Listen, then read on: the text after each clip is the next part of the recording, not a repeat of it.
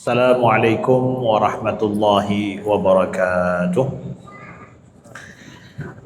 Inna hamdalillah nahmaduhu wa nasta'inuhu wa nastaghfiruhu wa nastahdihi wa na'udzu billahi min syururi anfusina wa min sayyiati a'malina may yahdihillahu fala mudilla lahu wa may yudlil fala hadiya lahu.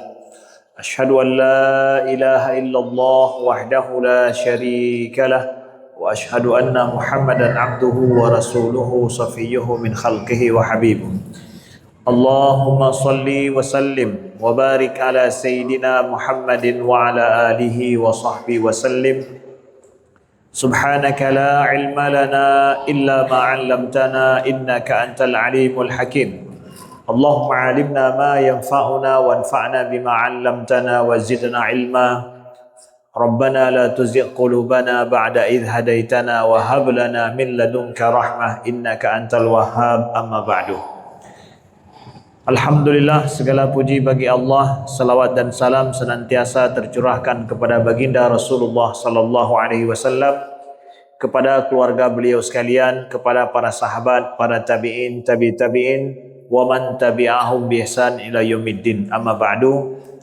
Yang kami muliakan pengurus Masjid As-Siddiq, ketua DKM dan seluruh para imam, kemudian para guru-guru kita yang ikut berhadir di sini, kepada seluruh para hadirin muslimin dan muslimat, ayah bunda, kakak-kakak, abang-abang, adik-adik yang Allah muliakan, serta seluruh para hadirin yang tidak berada di dalam masjid, yang berada di luar masjid. Semoga selalu dirahmati oleh Allah. Mudah-mudahan yang belum melaksanakan sholat maghrib untuk bisa melaksanakan sholat maghrib dengan segera. InsyaAllah masjid kita tersedia lebar dan luas dan nyaman untuk kita melaksanakan sholat maghrib dan sholat isya. Bagi seluruh abang kakak adik yang masih berada di luar untuk segera melaksanakan sholat. Apa yang akan kita bahas pada pertemuan kali ini sambil kita beriktikaf di masjid dan juga sambil kita meniatkan untuk menunggu sholat isya berjamaah dan kita meniatkan untuk menuntut ilmu. Apa yang akan kita bahas pertemuan kali ini ya diamanahkan untuk kita membahas tentang masalah Isra Mi'raj dan relevansinya dengan kehidupan kita hari ini. Akhir daripada bulan Rajab sepekan yang lalu kita memperingati terjadinya Isra Mi'raj Nabi Muhammad sallallahu alaihi wasallam. Yang Allah abadikan kisah Isra Mi'raj ini di dalam ayat Al-Isra.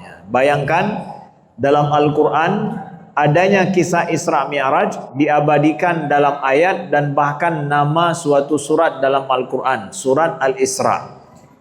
Menunjukkan betapa pentingnya kita belajar setiap tahun daripada kisah Isra Mi'raj Nabi kita Muhammad sallallahu alaihi wasallam. Para hadirin yang dimuliakan Allah, Allah berfirman di dalam Al-Quran, A'udzubillahi minasyaitonirrajim, Bismillahirrahmanirrahim. Subhanalladzi asra bi'abdihi laila minal masjidil harami ilal masjidil aqsa alladzi barakna hawlahu linuriyahu min ayatina innahu huwas sami'ul basir.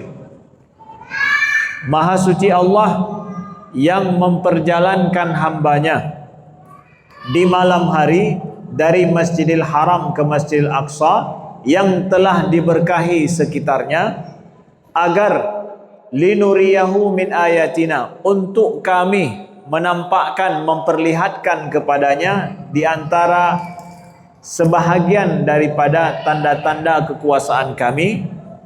Innahu huwas sami'ul basir, sesungguhnya Allah Maha mendengar lagi Maha melihat.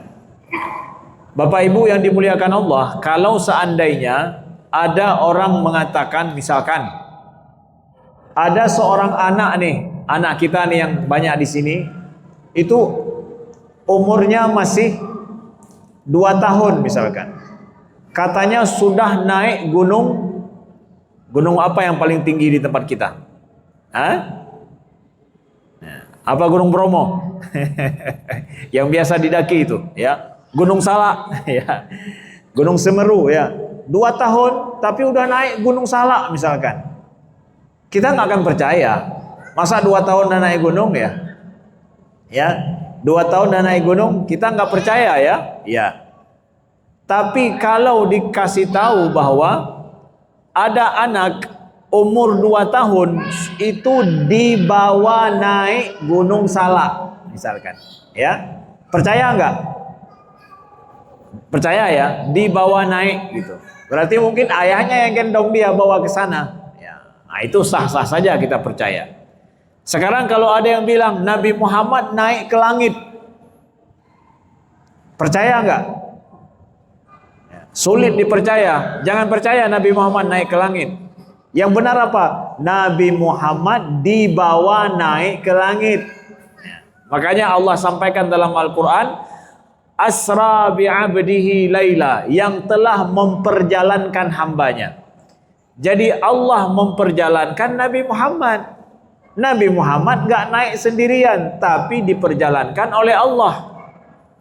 Jadi kalau Allah yang memperjalankan Nabi Muhammad dalam satu malam dari Masjidil Haram ke Masjidil Aqsa lalu ke Sidratul Muntaha, Allah yang membawa, ya nggak usah heran lah. Sama seperti anak tadi, umurnya 2 tahun tapi udah naik gunung yang tinggi, ya ayahnya yang bawa, apa salahnya? Nah, maka jangan merasa mustahil dong, masa seorang nabi kan manusia biasa bisa naik ke langit dalam satu malam balik lagi, ya. Bahkan dalam standarnya orang Quraisy pada masa itu, ke Masjidil Haram, Masjidil Aqsa saja mereka menempuh itu selama 1 bulan, mana mungkin dalam satu malam langsung balik pulang. Yang memperjalankannya adalah Allah. Maka di sini perkara iman, kita percaya bahwa Nabi Muhammad Isra dari Masjidil Haram ke Masjidil Aqsa, kemudian Masjidil Aqsa ke Sidratul Muntaha. Ini perkara iman. Iman kita pada Allah, udah. Kalau udah beriman pada Allah itu nggak ada yang mustahil itu. Nah, itu saudaraku yang dimuliakan Allah. Ya. Lalu kita lihat pelajaran dalam hidup kita, Bapak Ibu yang dimuliakan Allah. Ini sebelum terjadinya peristiwa Isra Mi'raj itu ada apa? Apa yang terjadi dengan Nabi Muhammad SAW? Karena kita dalam hidup melihat ada suatu kejadian, jangan dinilai dari langsung kejadian itu saja. Nilai dulu sebelumnya ada apa. Sebelumnya ada apa sehingga kita bisa mengetahui kejadian ini kenapa terjadi. Sebelum terjadinya peristiwa Isra dan Mi'raj Nabi Muhammad SAW, itu ada kejadian besar terjadi dalam hidup beliau. Yaitu yang pertama, meninggalnya istri beliau Khadijah radhiyallahu anha. Setelah itu, setelah 3 bulan meninggal Khadijah radhiyallahu anha, meninggal paman beliau bernama Abu Thalib. Bayangkan itu, dalam waktu tidak berselang lama, 2 orang yang paling beliau andalkan dalam hidup, kalau boleh kita katakan, itu diwafatkan oleh Allah Subhanahu wa taala. Istri beliau satu-satunya Khadijah, nggak ada istri lain bersama Nabi saat itu.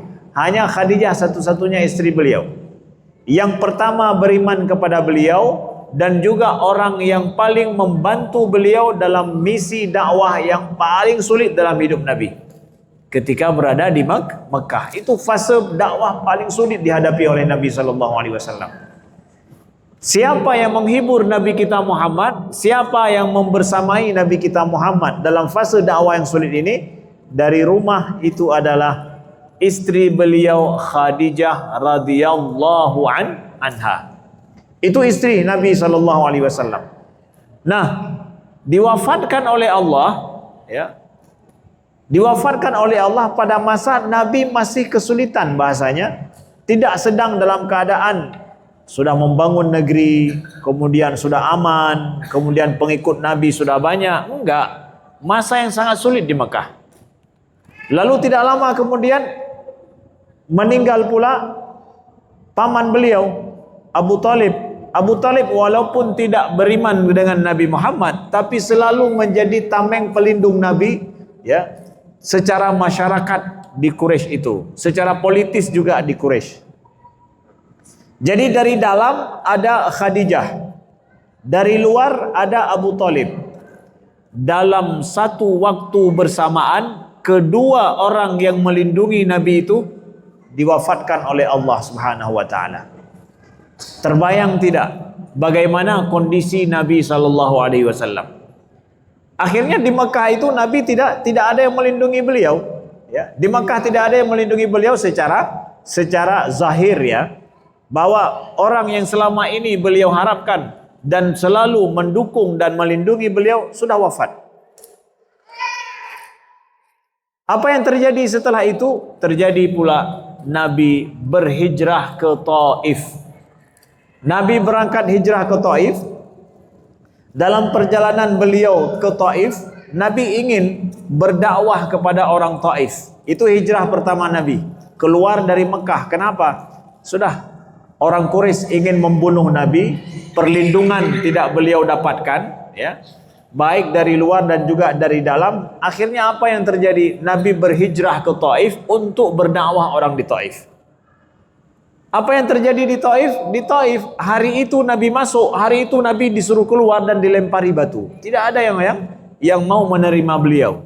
Bayangkan itu. Di Mekah beliau tidak dilindungi, di Taif tidak diterima. Terasa bagaimana perasaan Nabi itu, ya? Bayangkan kesulitan yang dihadapi oleh Nabi sallallahu alaihi wasallam. Bapak Ibu yang dimuliakan Allah, kalau Bapak Ibu pernah merasa di dalam hidup kehilangan orang yang diandalkan dalam hidup, seorang istri kehilangan suaminya wafat misalkan, atau seorang ayah bunda hilang anaknya wafat misalkan, padahal sangat dicintai loh, padahal sangat diharapkan loh, tapi ternyata di saat-saat sangat dibutuhkan, saat itu pula diambil oleh Allah Subhanahu wa taala. Terasa sakit enggak itu? Terasa sedih enggak itu? Terasa dunia mungkin hampa, ya, apalagi istri-istri yang kadang sangat ingin suaminya lah satu-satunya penopang hidupnya. Pada saat sangat diharapkan, saat itu suaminya meninggal. Atau mungkin seorang ayah, seorang suami, pada saat dia betul-betul mengharapkan istrinya ada di sampingnya, di saat itu ternyata diambil oleh Allah. Kita mungkin di antara kita merasakan yang seperti itu. Ketahuilah Nabi kita Muhammad juga merasakan perasaan yang sama. Nabi Muhammad mendapatkan nasib yang sama seperti itu. Apa hikmahnya, Bapak Ibu yang dimuliakan Allah? Tidaklah berarti kalau seandainya kita diberikan musibah oleh Allah, tandanya Allah nggak sayang sama kita. Nggak begitu. Jangan kita berpikir ketika Allah mengambil orang-orang yang menjadi tumpuan hidup kita, orang yang kita andalkan dalam hidup, yang rasanya kalau dia tidak ada kita nggak akan bisa hidup, diambil oleh Allah, itu bukan bermakna itu Allah benci sama kita. Orang yang paling dicintai Allah saja, Nabi Muhammad, gimana kejadiannya?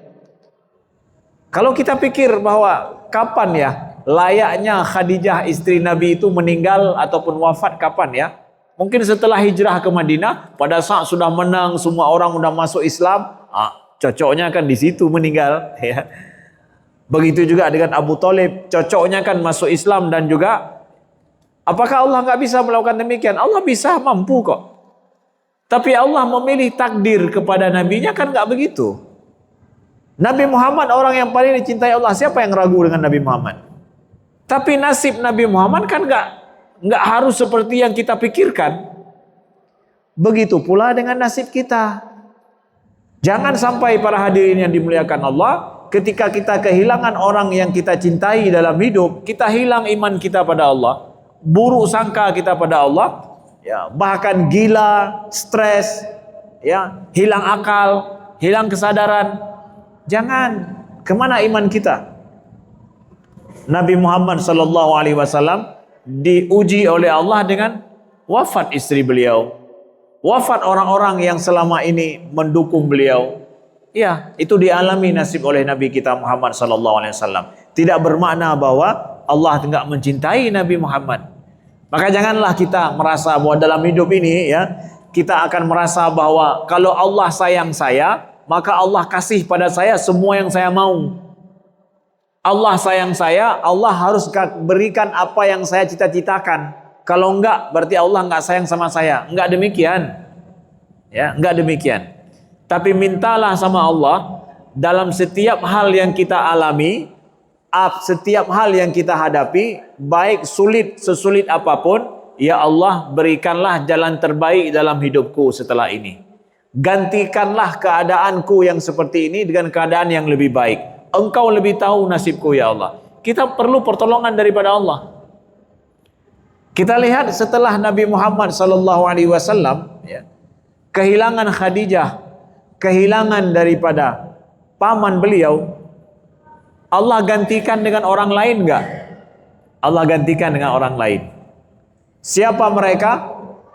Muhajirin dan Ansor kemudian.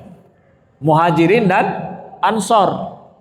Muhajirin dan Ansor menjadi dua kaum besar yang kemudian menopang dakwah Nabi Muhammad sallallahu alaihi wasallam. Allah kasih ganti yang lebih baik, ya. Allah berikan yang lain dalam dakwah beliau, iya. Bapak Ibu yang dimuliakan Allah. Ini jadi pelajaran bagi kita. Kemudian juga hikmah kata para ulama, ketika Nabi sallallahu alaihi wasallam kehilangan Khadijah dan juga paman beliau, Allah mengajarkan kepada nabinya bahwa jangan semata-mata hidup bergantung kepada manusia. Kita dalam hidup juga demikian. Ada orang-orang yang kita andalkan dalam hidup kita, dalam keluarga kita. Kita merasa bahwa kalau tidak ada dia nggak mungkin saya bisa hidup.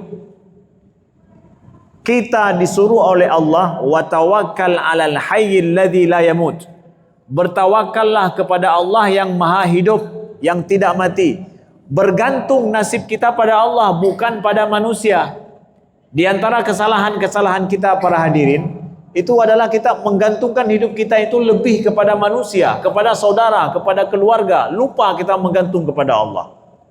Maka pada saat Allah cabut, Allah hilangkan orang-orang yang kita bergantung selama ini, kita pun jadi stres, gila, hilang kesadaran, bahkan na'udzubillah hilang iman. Maka kita diajarkan ya, oleh Allah Subhanahu wa taala, tawakal itu lebih kepada Allah, meminta itu lebih kepada Allah, bukan pada manusia saja. Nah, ini pelajaran iman kepada kita. Nah, setelah inilah terjadilah peristiwa Isra dan Mi'raj. Ketika Nabi diusir di Taif juga. Setelah itu terjadilah peristiwa Isra dan Mi'raj. Isra dan Mi'raj ini mungkin kita boleh bayangkan, ini adalah merupakan sebuah hiburan kepada Nabi Muhammad dan kemuliaan bagi beliau. Bayangkan Bapak Ibu misalkan bekerja di sebuah perusahaan, Bapak Ibu sudah lelah betul dan punya prestasi banyak, lalu kemudian perusahaan ambil Bapak kasih tiket ya, selama 10 hari untuk berlibur kemana? Berlibur ke puncak. Puncak biasa ya. Berlibur ke tempat yang Bapak nggak pernah pergi dan nggak terbayangkan. Dibawa ke mana? Ke Alaska mau? Alaska ya? Boleh ya. Bawa ke Swiss misalkan. Ayo. Nggak pernah lihat itu. Nggak terbayangkan. Nah, perjalanan ini perjalanan apa? Perjalanan kemuliaan ya. Kita dimuliakan. Tandanya kita dihargai. Nabi Muhammad dibawa oleh Allah tembus langit yang 7 itu sampai ke Sidratul Muntaha. Linuriyahu min ayatina, untuk supaya kami memperlihatkan kepadanya di antara sebahagian tanda-tanda kekuasaan kami, kata Allah. Kemuliaan itu didapatkan oleh Nabi Muhammad yang nabi-nabi lain tidak mendapatkan. Tapi kemuliaan itu didapatkan setelah apa? Setelah kejadian-kejadian itu semua. Udah 10 tahun Nabi Muhammad berdakwah di Mekah yang serba sulit sekali. Setelah itu datang kemuliaan itu. Jadi dalam hidup juga kita begitu, Bapak Ibu yang dimuliakan Allah. Kalau kita ingin prestasi gemilang, kalau kita ingin sesuatu yang wah dalam hidup, sesuatu keberhasilan yang luar biasa, penghargaan yang nggak pernah didapatkan orang kita dapatkan, kita harus mengalami dulu sesuatu yang orang lain mungkin nggak pernah mendapatkannya juga. Siap nggak? Saya mau dapat gaji paling besar yang orang lain nggak pernah dikasih gaji seperti itu. Oke, Bapak siap berkorban yang orang lain nggak pernah berkorban seperti Bapak? Siap nggak? Siap bekerja dengan pekerjaan yang orang lain nggak sanggup mengerjakannya, tapi Bapak sanggup, baru dapat gaji seperti itu. Logis-logis lah. Nabi Allah saja seperti itu. Beliau mendapat ujian hidup yang orang lain nggak mendapatkan, baru beliau dapatkan penghargaan dari Allah. Maka nggak real ya. Kalau seandainya kita dalam hidup kita ingin dapat gaji besar, kemudian kita ingin dapat penghargaan besar dalam hidup, tapi pekerjaan kita ya seperti orang, ya karya kita seperti orang, usaha kita seperti orang, nggak mungkin itu, nggak real, nggak masuk akal. Nabi Muhammad aja nggak ada begitu. Bapak Ibu yang dimuliakan Allah, ini kita belajar dari kehidupan Nabi Sallallahu Alaihi Wasallam. Lalu kemudian Rasulullah Sallallahu Alaihi Wasallam setelah beliau Isra dan Mi'raj, berapa lama Nabi Muhammad berada ataupun perjalanan beliau itu? Gak lama, cuma dalam satu malam saja selesai semua. Sebagaimana kami sampaikan tadi, nggak perlu heran kan? Kenapa? Allah yang memperjalankan. Gimana Ustadz? Mungkin nggak ya tembus 7 lapis langit itu dalam satu malam? Bisa, karena Allah yang memperjalankan. Nggak perlu heran. Kekuasaan Allah Maha Kuasa. Maka yang hebat dari Nabi Muhammad sudah sampai ke Sidratul Muntaha, sudah lewat 7 lapis langit, tapi Nabi mau turun lagi loh. Mau turun lagi ke bumi. Demi Allah, kalau saya dibawa oleh Allah ke Sidratul Muntaha, saya tidak akan mau turun lagi. Nggak mau turun ke bumi lagi. Saya akan bertengkar di sana, nggak mau saya turun. Saya doa sama Allah, ya Allah jangan turunkan aku ke bumi lagi. Sudah cukup di sini saja. Tapi hebatnya Nabi Muhammad Sallallahu Alaihi Wasallam sudah naik ke Sidratul Muntaha, tembus 7 lapis langit itu. Nabi Muhammad siap ridho turun lagi ke bumi. Ngapain turun ke bumi? Kita udah dapat penghargaan, ya. Kita sudah dimuliakan.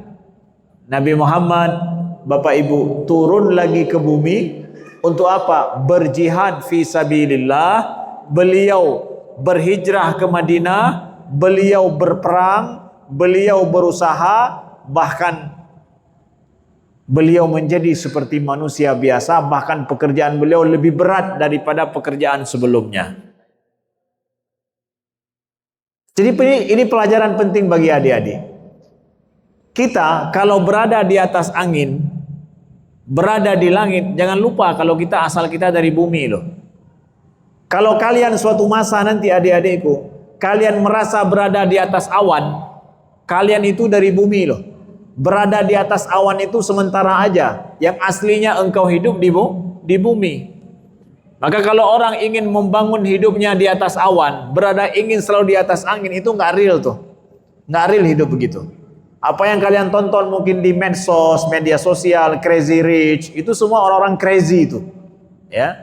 Crazy rich lah, cepat kaya, baru sebentar kerja udah kaya, kemudian baru sebentar buat konten dapat follower jutaan, itu semua fake itu. Nggak ada yang benar itu.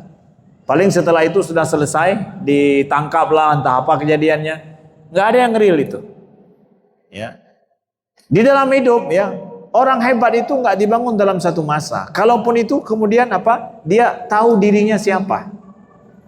Maka Nabi Muhammad SAW turun lagi ke bumi, beliau berjihad fi sabilillah, padahal beliau sudah sampai ke langit. Ini pelajaran penting dalam hidup. Kemudian kita belajar juga dari Nabi ini. Pelajaran hidup apa? Nabi Muhammad kan ketika beliau berangkat hijrah ke Taif, berangkat hijrah ke Madinah, ya, beliau nggak diterima di kampung beliau kan. Di Mekah di mana beliau berdakwah itu nggak diterima oleh orang Quraisy. Nggak diterima dengan baik, sehingga beliau harus berhijrah. Maka boleh jadi adik-adikku, bapak-bapak, ibu-ibu, kita dalam hidup ini terusir di bumi mungkin. Kita terusir di bumi, tapi kita diterima di langit.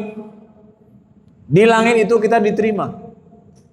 Yang jangan kita tuh terusir di bumi, di langit pula terusir, nggak terbuka pintu langit bagi kita dalam hidup. Nggak apa-apalah kita merasa terusir di bumi ini, atau bahkan kita nggak dikenal sama orang di bumi, bahkan di kampung kita saja kita nggak dikenal, nggak masalah. Yang penting penduduk langit itu kenal kita. Kita mungkin terusir, merasa seperti orang yang terusir, adik-adikku. Ya, aku adalah binatang jalang dari kumpulan yang terbuang mungkin ya. Seperti kata-kata Khairil Anwar ya. Ya, aku ini binatang jalang dari kumpulan yang terbuang katanya. Wah, nggak ada harganya mungkin kita merasa. Diusir sana sini sama orang. Orang nggak menghargai kita. Engkau bukan berusaha bagaimana supaya kamu tidak terusir saja, tapi engkau harus berusaha bagaimana di langit itu menerimamu. Gak apa-apa aku terusir di bumi, yang penting pintu langit terbuka untukku. Gitu dia. Yang bahaya dan parahnya adalah orang yang dia itu di langit gak diterima, di bumi pula terusir. Nauzubillah min dzalik. Nauzubillah, jangan begitu. Maka jadilah engkau seorang mukmin yang beriman kepada Allah, istiqomah dengan agamamu, istiqomah dengan keyakinanmu, ya. Patuh kepada Allah, jaga solatmu. Makanya kalau kita ingin tanya nih sekarang, ya, ini pelajaran hidup juga. Kira-kira kalau kita lihat ke langit itu di malam hari, kita tahu ada bintang nggak? Kita tahu ada bintang ya. Dari mana kita tahu bintang itu? Kita tahu bintang itu dari adanya gugusan bintang, adanya cahaya, ya, cahaya-cahaya. Kalau bintang itu nggak bercahaya, kita nggak tahu dia ada. Sekarang kita balik. Kira-kira penduduk langit melihat ke bumi, mereka tahu kita ada nggak? Saya ini diketahui oleh malaikat ada nggak? Kalau dilihat dari langit itu. Kalau kita bisa lihat di langit ada bintang dengan cahaya, sekarang kita balik, kalau seandainya malaikat dari sana lihat kita ke bumi, kita ini kelihatan nggak? Kita akan kelihatan kalau kita ada cahaya. Kalau kita nggak ada cahaya, nggak kelihatan. Kira-kira bintang yang kelihatan di langit dengan yang nggak kelihatan mana lebih banyak? Ya, banyak yang nggak kelihatan. Yang kelihatan lebih sedikit ya.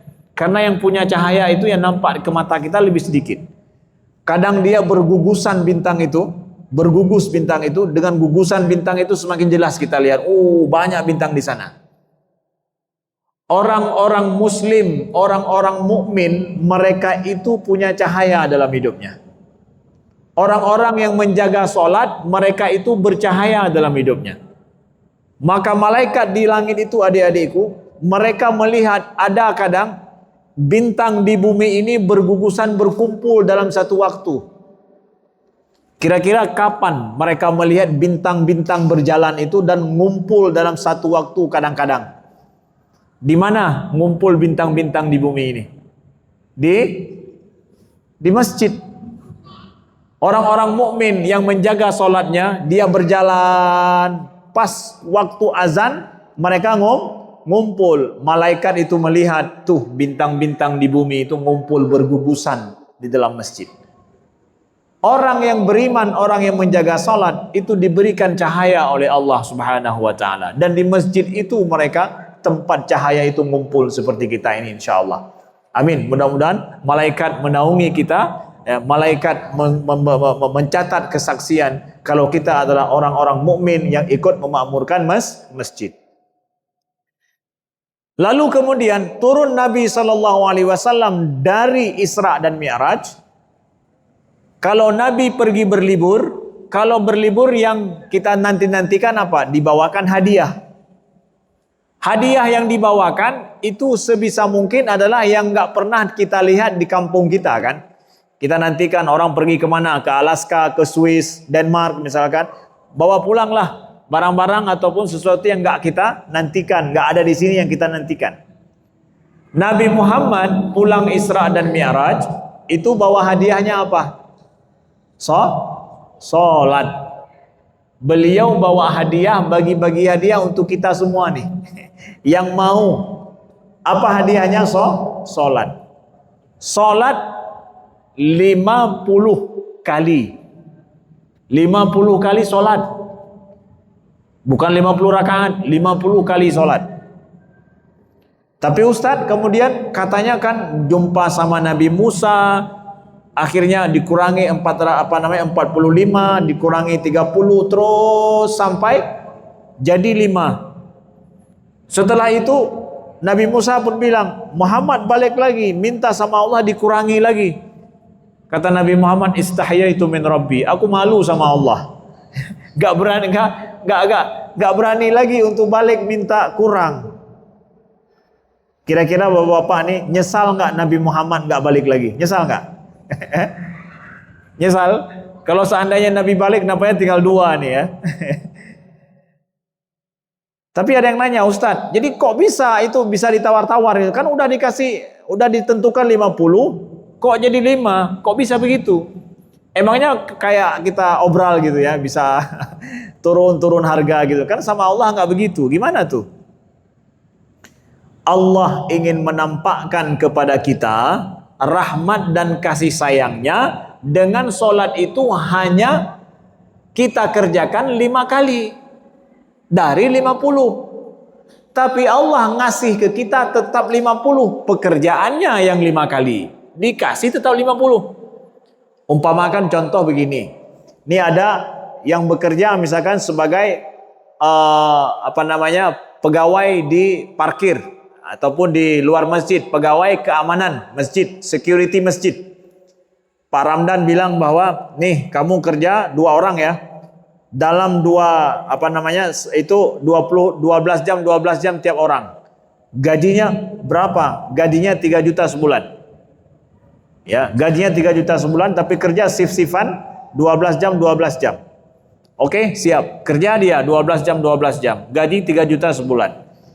Lalu kemudian setelah itu Pak Ramdan bilang lagi, nanti akan ada 2 tenaga lagi ya, yang akan kerja di sini menjadi pengaman di masjid, pengamanan security di masjid. Jadi akhirnya mereka dari 12 jam kerjanya jadi 6 jam. Satu orang untuk kerja 6 jam. Gajinya ya dari tadi 12 jam jadi 6 jam, berarti potong berapa? Ya, tinggal 1,5 juta saya. Tenang aja, kamu gajimu tetap 3 juta. Kerjanya 6 jam. Ya, gaji tetap 3 juta. Baik enggak itu, Pak Ramdan? Kemudian Pak Ramdan bilang lagi, nanti akan ada 2 orang lagi yang kerja. Tambah lagi. Akhirnya pekerjaannya dari 6 jam jadi 3 jam.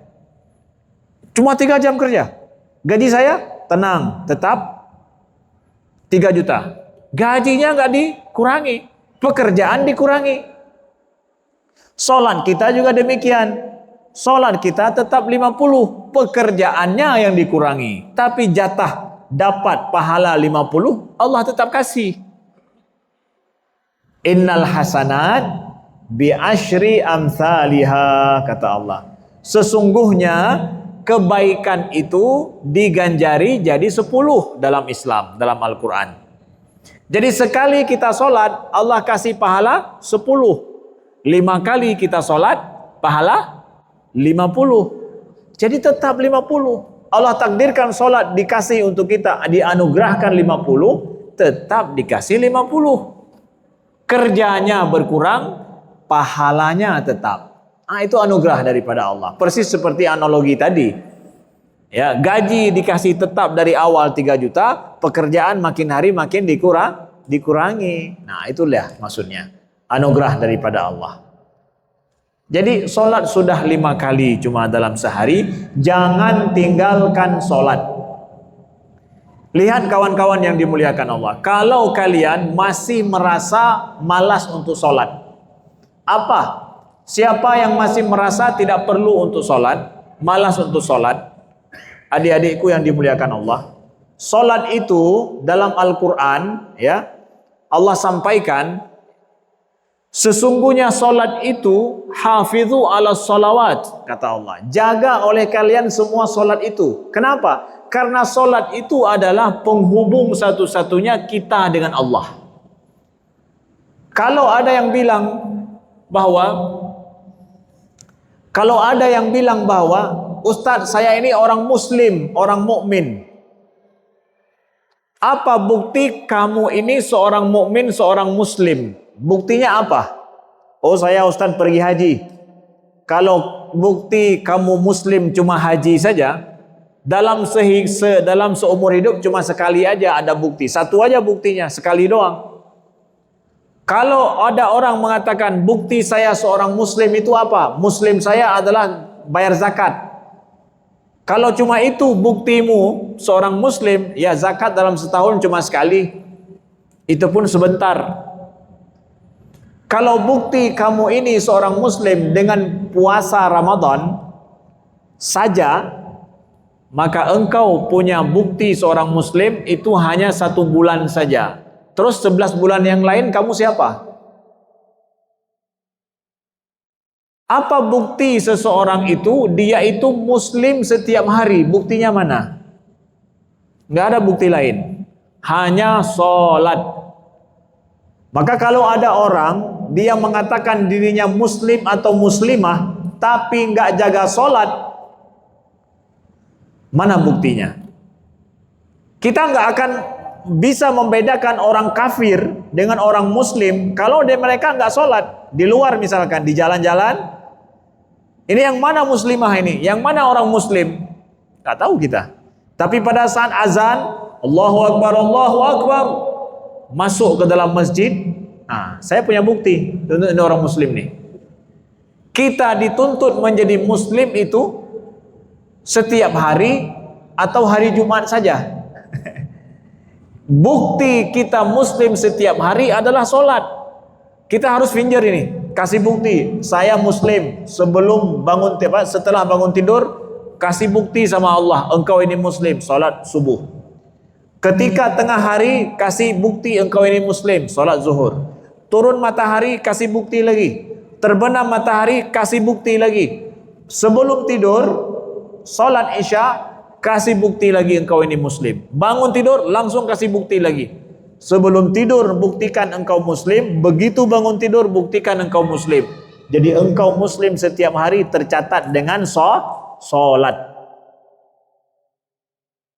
Makanya ada orang dalam hidup adik-adikku dan abang-abang kakak, semua para hadirin yang dimuliakan Allah, ada orang dalam hidup dia nggak melakukan haji, mati dia, nggak pernah haji. Jadi orang hamba Allah yang baik nggak? Boleh. Jadi hamba Allah yang baik. Kenapa? Ya haji dia nggak sanggup, nggak masalah. Kalau seandainya ada orang yang dia mati, ya wafat dia nggak melakukan zakat sekalipun, boleh-boleh saja. Memang dia orang fakir miskin, dia yang menerima zakat, nggak sanggup membayar zakat sama sekali. Mungkin saja. Ada orang yang nggak puasa misalkan, dia nggak pernah puasa tuh Ustaz dalam hidupnya. Mungkin saja. Kenapa? Karena dia datang bulan Ramadan memang orangnya sakit, nggak sanggup puasa, dimaafkan dia nggak puasa, bayar fidyah misalkan dia. Tapi bisa dibayangkan nggak? Ada orang Muslim mengharapkan surga, kalau mati nanti nggak disiksa, tapi nggak pernah sholat. Mungkin nggak tuh? Karena sholat nggak sanggup sambil berdiri, sambil duduk, nggak sanggup sambil duduk, maka sambil berbaring, nggak sanggup menggerakkan tangan, kedip-kedip mata, ya, kedip-kedip mata pun oke. Udah nggak berkedip matanya, udah tutup terus matanya, bawa ke sini kita sholatkan. Jadi hidupmu ini, hidup kita ini masih sanggup sholat sendiri, nggak sanggup lagi disolatkan. Jadi kalau kamu nggak sholat, itu kamu mayat yang berjalan-jalan yang semestinya disolatkan. Ada hanya satu uzur saja dalam hidup adik-adikku, yang kita ini boleh nggak sholat, tapi kita diridhoi oleh Allah. Ya, ini nggak sholat, tapi diridhoi oleh Allah. Apa itu? Orang gila. Yang gila lah, yang dia itu nggak sholat, tapi diridhoi oleh Allah. Tenang aja. Tapi bukan pura-pura gila ya, tapi gila beneran. Nah, itulah yang diampuni saja. Bahkan kalau kita masuk ke dalam ICU, adik-adikku, para hadirin yang dimuliakan Allah, masuk ke ICU, kita sadar, kita punya kesadaran, tapi badan tubuh nggak bergerak sama sekali, sadar kita, itu wajib sholat. Kesadaran kita miliki, ingatan kita punya, tapi semua nggak bisa kita gerakkan, mata pun nggak terbuka. Apakah saya wajib sholat? Wajib sholat. Gimana cara sholat? Bayangkan engkau sedang berwudu. Bayangkan engkau berwudu. Kemudian setelah itu bayangkan engkau sholat menghadap Allah. Seperti biasa engkau lakukan pada saat engkau lagi sedang sehat. Wajib tetap sholat. Ini kita kasih tahu kenapa? Karena kita masih sehat ini. Nauzubillah, siapa kita nanti mengalami kondisi yang demikian, jangan tinggalkan sholat. Bahkan di dalam surat Al-Mudassir Allah sampaikan, ini bagi siapa yang tidak melaksanakan sholat, belum menjaga sholat. Itu di dalam surat Al-Mudassir disebutkan ada sebuah neraka namanya neraka sakar. Neraka sakar. Itu ada orang yang mau masuk ke dalam neraka sakar, ditanya sama malaikat, "Ma salakakum fi sakar?" Apa yang bikin kalian ini masuk dalam neraka sakar? Ada neraka bukan jahanam saja, ada neraka sakar namanya. "Wa ma adraka ma sakar," kata Allah. Kalian tahu nggak apa itu neraka sakar? La tubqi wa la tadar lawahatun lil bashar. Neraka sakar itu tidak meninggalkan sisa dan tidak membiarkan. Jadi orang yang masuk dalam neraka sakar itu nggak nampak sisanya dan nggak dibiarkan sama neraka itu. Lawahatun lil bashar, pengupas kulit manusia. Jadi kulit manusia itu terkelupas masuk ke situ. Jadi malaikat tanya sama orang yang lagi ngantri nih, macam ngantri masuk bioskop. Kok kalian ini mau masuk kemari? Masalakakum fi sakar. Ngapain kalian kok masuk kemari? Tahu nggak jawabannya apa? Jawab orang yang lagi mau masuk neraka sakar itu, jawabannya apa? Qalu lam naku minal musallin. Kami nggak sholat. Orang yang masuk dalam neraka sakar itu jawabannya, kenapa mereka masuk? Kami nggak sholat. Yang nggak sholat ada ancamannya neraka sakar. Ayo sholat. Sholat itu adalah bukti kita ini seorang muslim dan muslimah. Kalau engkau tidak membuktikan dirimu dengan sholat, nggak ada bukti lain engkau ini muslim. Nggak ada bukti lain kita ini muslimah. Sholatlah rukun Islam satu-satunya yang nggak bisa ditinggalkan di dalam hidup. Nggak ada alasan meninggalkan sholat. Nggak sanggup sambil berdiri sambil duduk. Nggak sanggup sambil duduk sambil berbaring. Nggak bisa ditinggalkan adik-adikku, kakak-kakak, abang-abang yang tidak meninggalkan sholat. Dan nanti sholat itu yang pertama akan ditanya oleh Allah Subhanahu wa ta'ala. Awwalu ma yuhasabu bil abdu yaumal qiyamati min amalihi sholatuhu. Yang pertama sekali akan diminta pertanggungjawaban oleh Allah hari kiamat itu adalah sholat. Fa in sholahat faqad aflaha wa anjah. Wa in fasadat faqad khaba wa khasir. Kalau seandainya solatnya itu benar dan cukup, dia akan menang, akan sukses hari kiamat. Tapi kalau seandainya solatnya itu tidak cukup ataupun rusak, tidak sah, sungguh dia akan merugi, kata Nabi SAW. Ayo ayah bunda, adik-adik, kakak semuanya, jangan pernah engkau tinggalkan solat dalam hidupmu. Sebodoh-bodoh kita, jangan bodoh tentang solat. Sejahil-jahil kita, jangan jahil akan solat. Sejahat-jahat kita, jaga solatmu. Jaga solatmu, jaga solatmu. Sekian, terima kasih. Aku qouli hadza wa astaghfirullah li wa lakum. Wassalamualaikum warahmatullahi wabarakatuh.